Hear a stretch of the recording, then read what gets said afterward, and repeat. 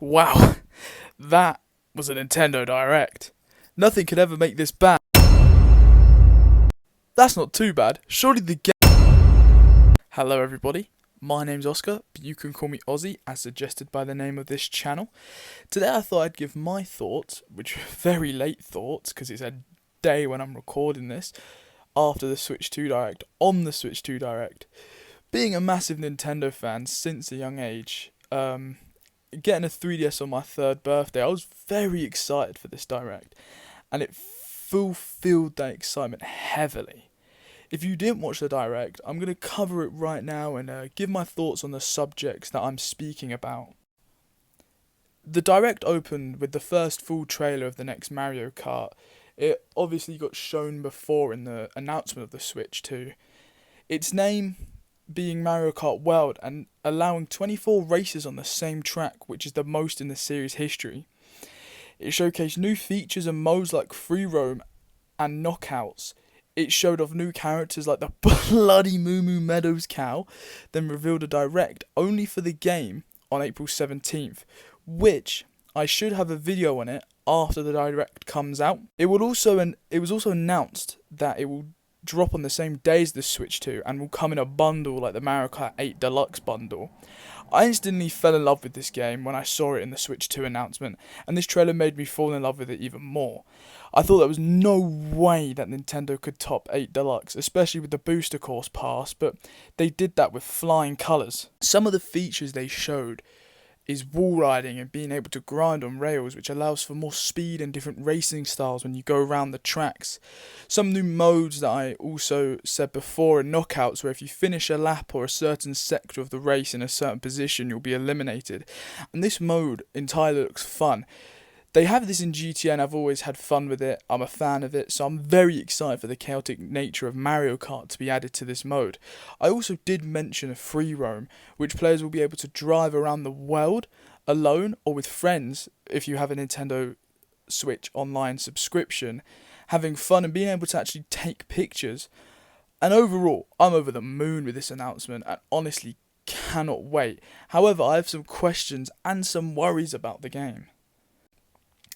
In the trailer, they mention that you can go from one track to another seamlessly without loading, but I really hope I can toggle this option because I like the original Mario Kart being able to drive around 3 laps, 6 laps depending on the size of the race and the racetrack.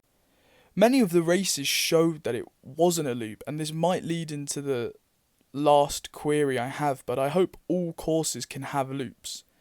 One last little nitpick I have is that the courses and the tracks look too wide, but of course this is to counteract the 24 races, so hopefully when they do the Direct and the game actually comes out I don't have any problems with it.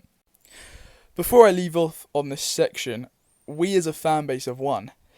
Airship Fortress is coming out on this track.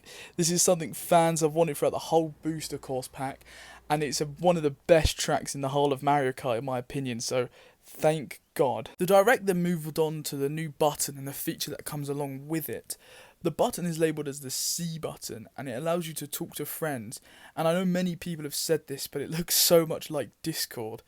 The new feature also allows you to screen share, and it looks laggy, but only when your friends screen share. It doesn't look like it tanks your frames or anything.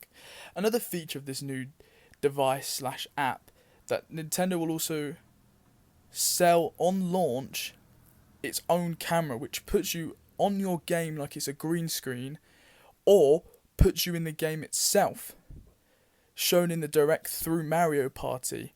Another feature of the game that helps this new communication feature is that the Switch has a built-in microphone which is noise cancelling, so it will pick up your voice over something like a Hoover or a blender as shown in the trailer.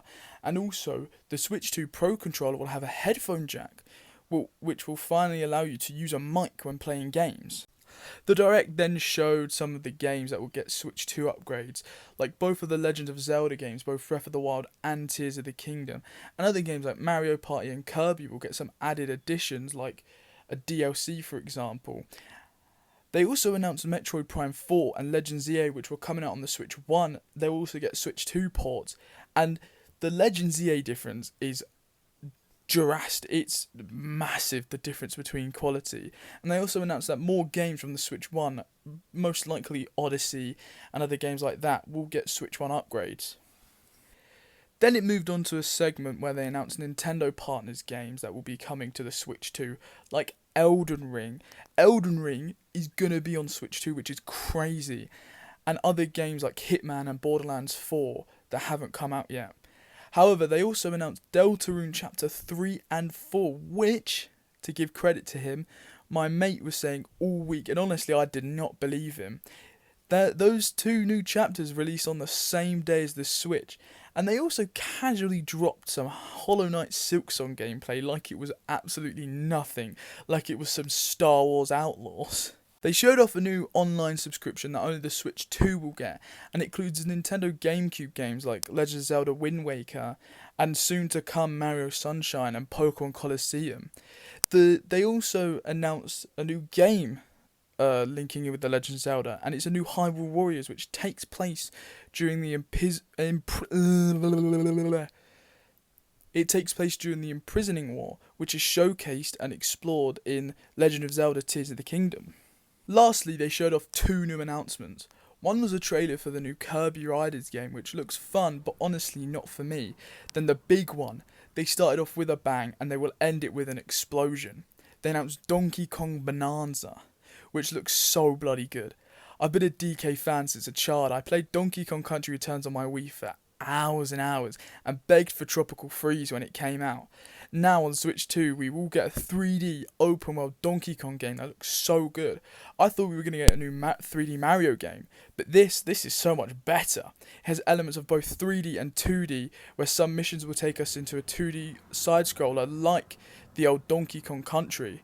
I'm going to go into a more in-depth video about this, which I'm going to look to drop around tomorrow. So if you're looking forward to that, please subscribe and look out, because I'm going to passionately talk about this and my predictions for the game and how worth it it's going to be. However, is it worth it?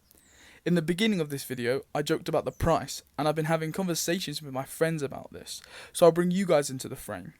The Switch 2 drops on the 5th of June, and pre-orders in the UK, where I live, happen on the 8th of April, and on the 9th for America.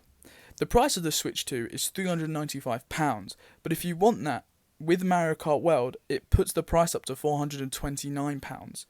In dollars, that's $449, and with Mario Kart World, $499. This may seem overpriced, but when you deep it, it's worth it.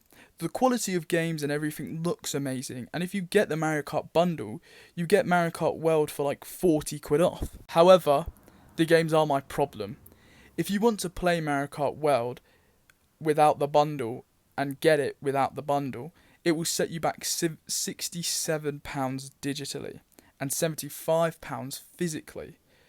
With the new Donkey Kong game, it will set you back £59 digitally and £67 physically. This is too overpriced for me in my opinion, but being totally honest, I can see why it's so overpriced. These new games are Nintendo Switch 2 exclusives, so of course you can't buy them on Switch 1. And also the games look like big games and also look beautiful. The shaders look great, and just the frames just don't look like they will ever drop. Overall, the pricing is a bit too high. However, prices drop, and like I said, it's so worth it. That was my honest thoughts on the Switch 2 Direct, and I really hoped you will stay to the end. And if you did, please consider subscribing. It would mean a lot to me, and it would give me more motivation to drop more videos like this. Before I say goodbye, I also want you to look out for the new video looking at the Donkey Kong game coming in hopefully the next few days.